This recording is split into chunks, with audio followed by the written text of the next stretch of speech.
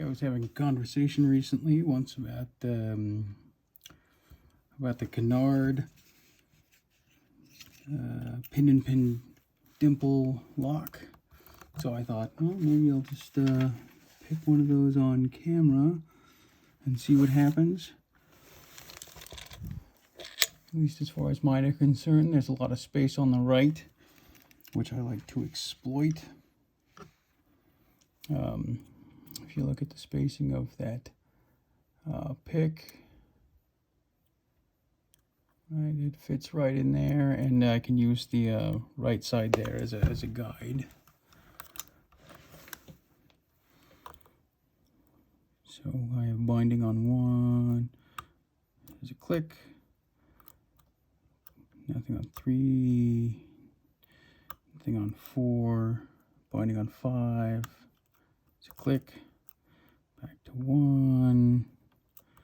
Back to 2, 3. Big click on 3. Here's 4. Little click on 4. Okay, I think those are the outer pins. I'm going to release tension a little bit. Here, a couple of things drop. Okay, on 2, I got an inner pin and a deep false set. So I'm going to start picking inner pins. There's 1. Just going to poke at that guy. Again, light tension. Nothing. Here's 2. Little counter rotation, oddly enough. Nothing there. I think this is playing with me. Let's try 3, 4, 5. Back to 1, and that's an open. Okay, just for fun, let's try this other one.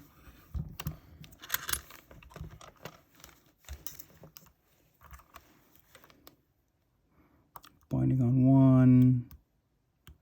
Pretty stout tension on these guys. 2, 3. I'm going to reset that. Maybe go the other way. Binding on 1 again. Click on 1. Maybe a click on 2.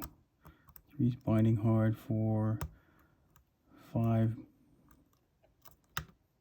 Okay, that was 3.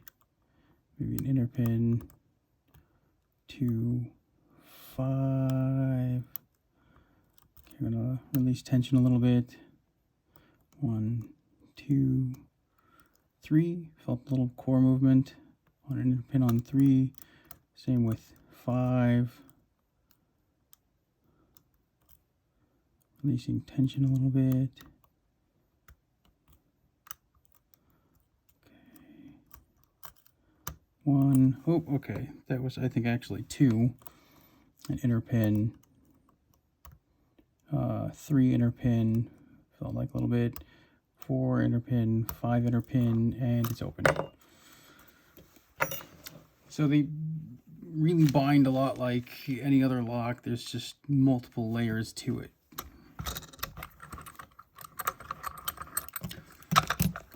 Alright, so it's been a pretty short video so far, so let's gut these guys and see what we've got going on here.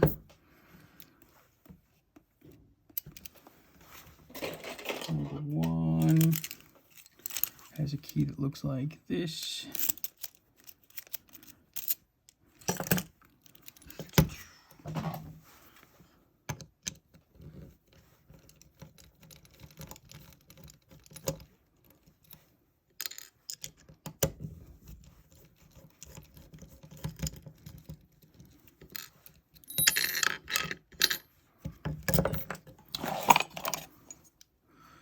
And it looks like this green follower ought to do the trick. Oops.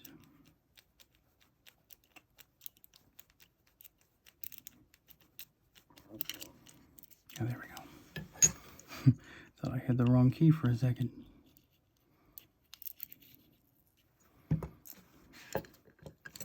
Okay.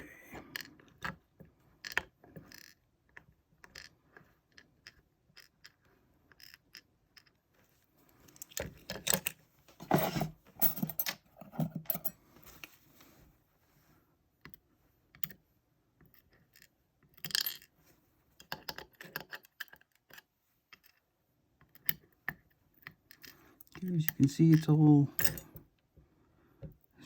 standard pins, but pin and pin. You can see the bitting from here, and the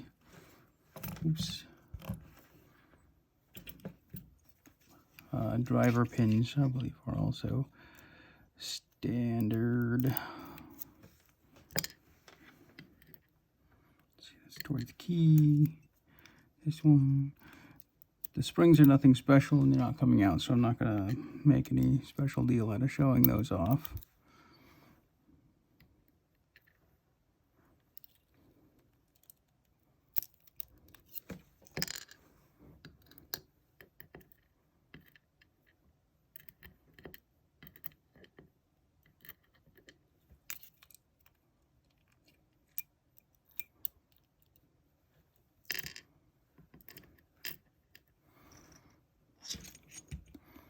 Okay, so there's that.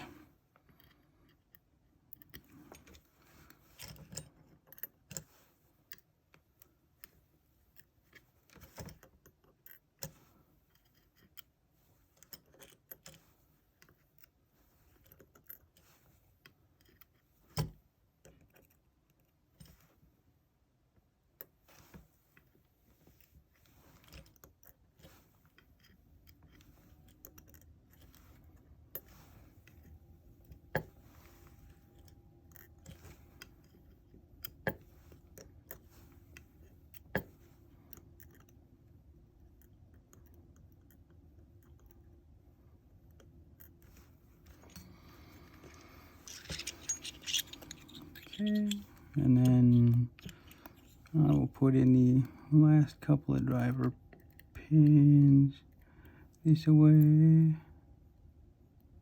Right, they have to go this way or they won't work. Something to pay attention to, right? Because they're springy this way, but don't move this way. So I can push that all I want and it doesn't move. And that's a problem, but it will spring this way. So your lock probably won't work properly if you install that wrong. And if you heard that, that was Mr. Kitty Cat. There he goes. Please, Kitty Cat, sing me the song of your people.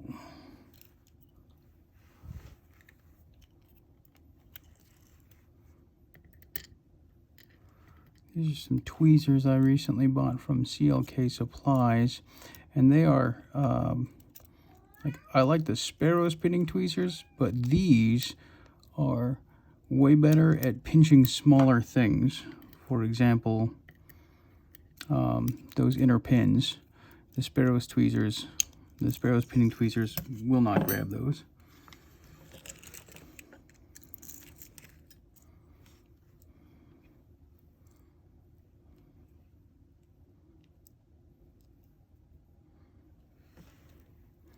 It's hard to... Here we go. For a second I thought this bitting wasn't right. It's fine.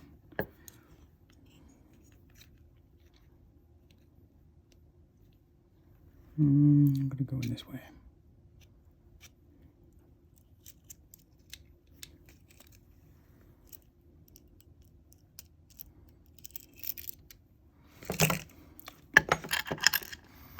Okay, and for like no really good reason, I'm going to go ahead and put the tailpiece back on. Well, I guess in this case, I think it may influence the spacing of that back piece so that the lock won't really fit together quite right without the tailpiece on there. Not 100% sure of that, but I don't really want to check right this minute, so that's what we're doing. Whoa! Easy, Turbo.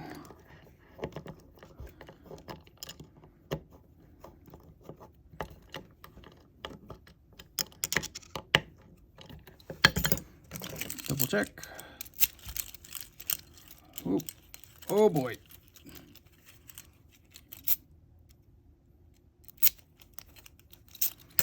Did I bork that up?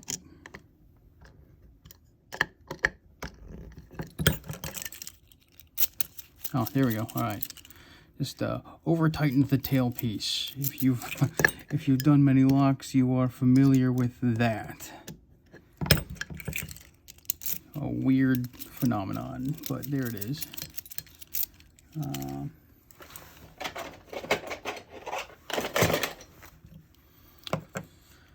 And here's the bidding for this one. Kind of weirder, right? Looks like you just had to get those first 3. Oop, and I locked it. Okay, that's fine, because I have the key. And or it would take just a few minutes to repick that one.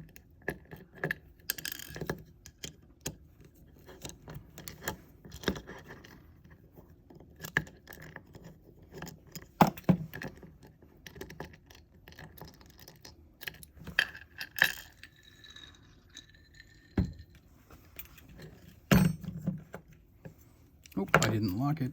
I trapped it.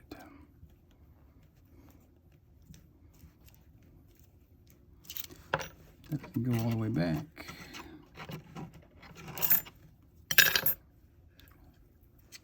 Whoa! All right, that's fine. Whatever. Since they're all standard pins, I'm not going to fret too much about the fact that that happened. 2,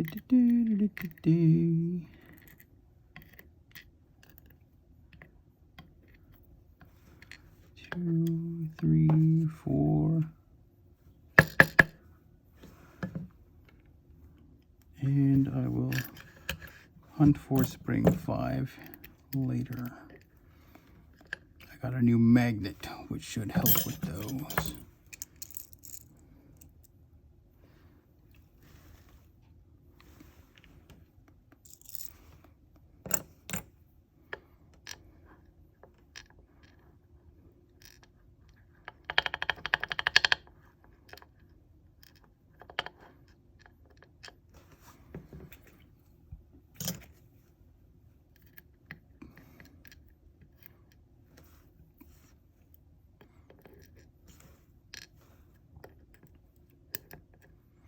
I'm talking about the Sparrow tweezers would not grab this, and this grabs it. So these tweezers do a better job for that specifically. Here's something to look at. That pin fits right in there. Right, so if you think about sort of what happens when you get the really deep false set, obviously this must have slipped past where this is and is sitting on top of this pin at that point. Right, because it fits comfortably in there, and you just can't get the deep falset unless this is over here. But if this were really well at the shear line, that should be able to slip past. So that's just kind of what gets caught when you get to that point.